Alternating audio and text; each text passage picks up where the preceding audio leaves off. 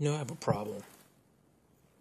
I have a problem with chump-ass boxers opening their mouth when they really need to shut the fuck up and just start fighting and win fights before you can, start calling out these big names, shit like that.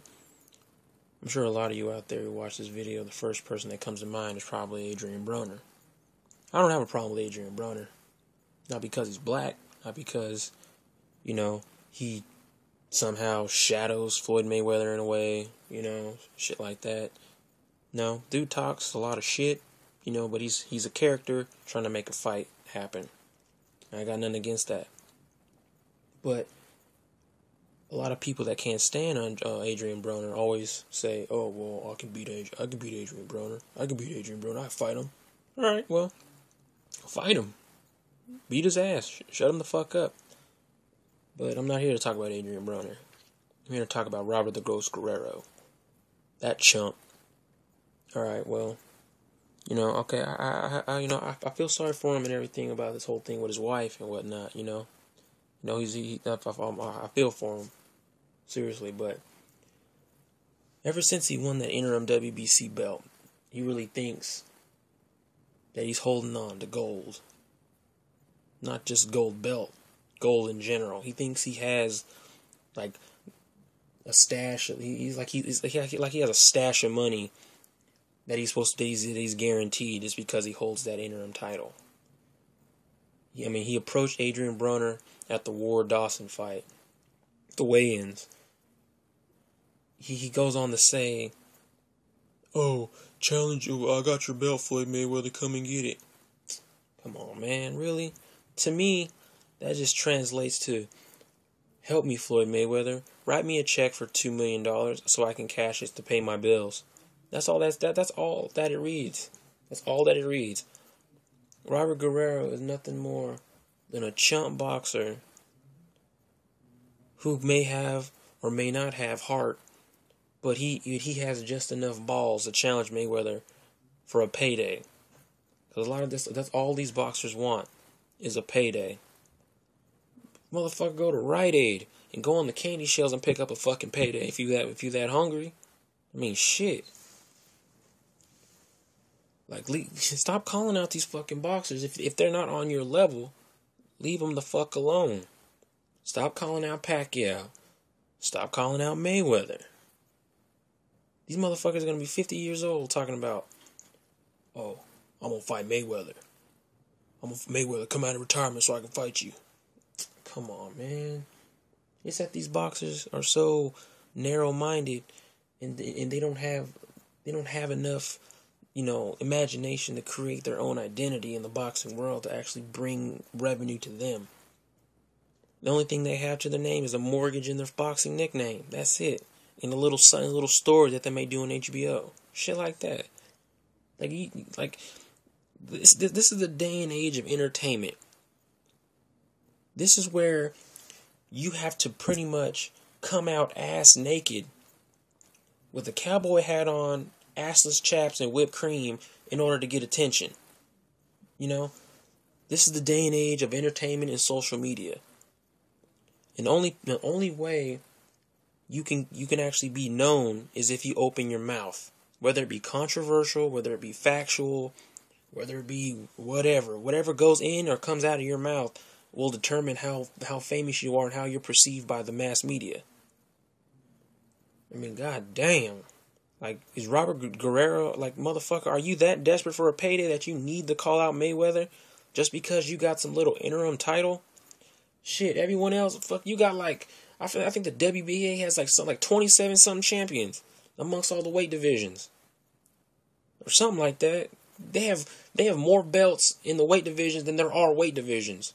That's how sad it is. Just so they can recoup, that money that these boxing not the boxing commission, that these motherfuckers like Jose Suleiman and shit. Do you really want to put money in that motherfucker's pocket? Damn. You really gonna pay WBC, a percentage of your purse just to wear that chump belt around your waist? Come on. You don't need that.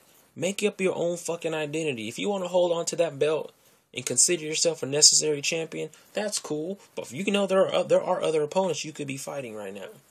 I mean, shit, you could go down to 140 or stay at 147 and fight guys like Victor Ortiz, Andre Berto, you know, the loser or winner of Canelo Alvarez and Jose Lito Lopez, Danny Garcia.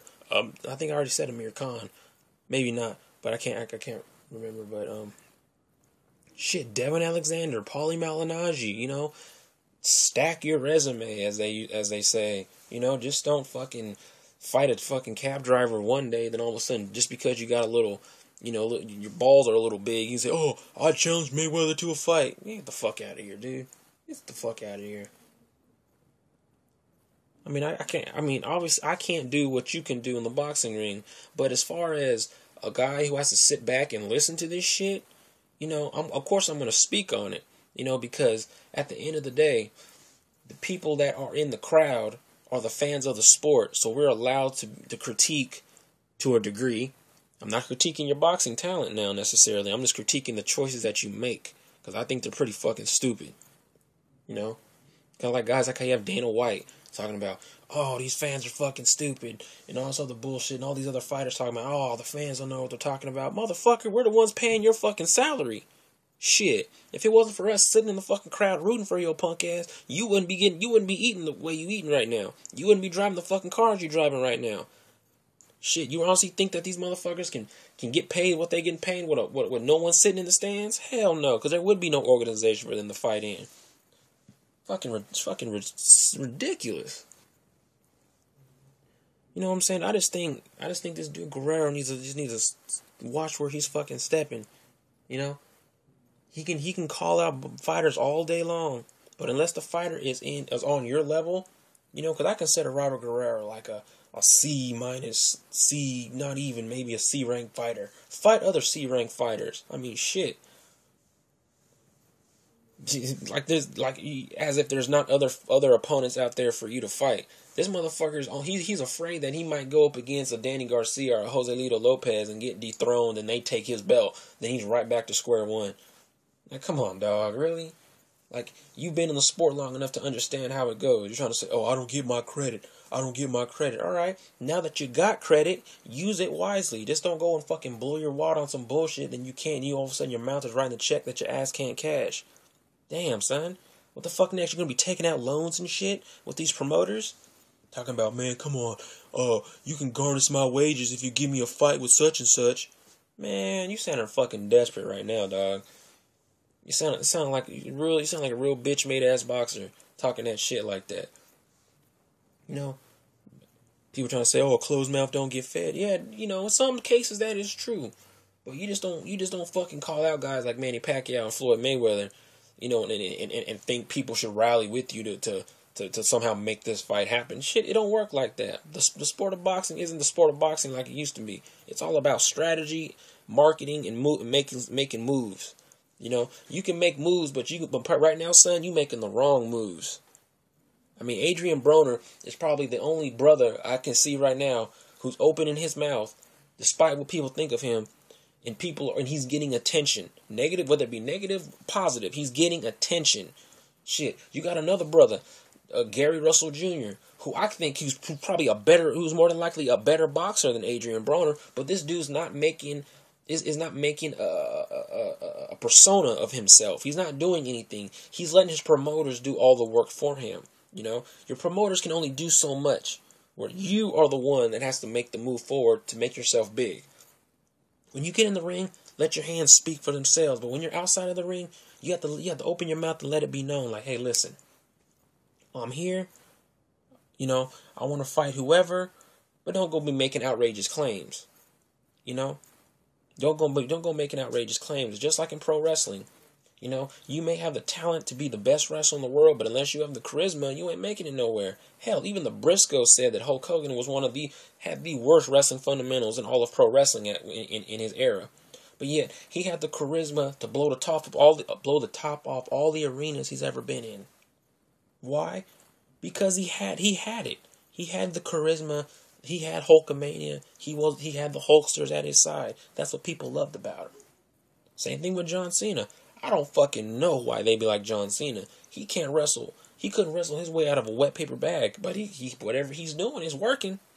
You know, the man is making his money. So hey, whatever. You know, I just want to see this dude. If this dude Guerrero really has what it takes, he better fucking take baby steps and show everyone why he needs to fight Mayweather. Just don't say, "Oh, hey, guess what, Mayweather? I have your belt hostage, dude. You have an interim belt." You know what I'm saying? Take that little alphabet soup belt, wrap it around your fucking head, and walk right back to your fucking crib and look in the mirror if you want to talk some shit like that. Man, because you ain't getting no Mayweather. You're nowhere on Mayweather's radar. Nowhere on Mayweather's radar. Shit. I mean, the last crazy motherfucker he had in the ring tried to fucking headbutt his ass like he was Balrog from Street Fighter. Like, and we all know how that shit panned out. Nigga got laid out on his back, looking up at the fucking ceiling lights in fucking at the MGM Grand. Shit. Anyways, yo, you know, I'm done talking shit for today. You know, but I'll see how this video does. Then I'll go from there. But until then, I'll catch y'all later. Peace.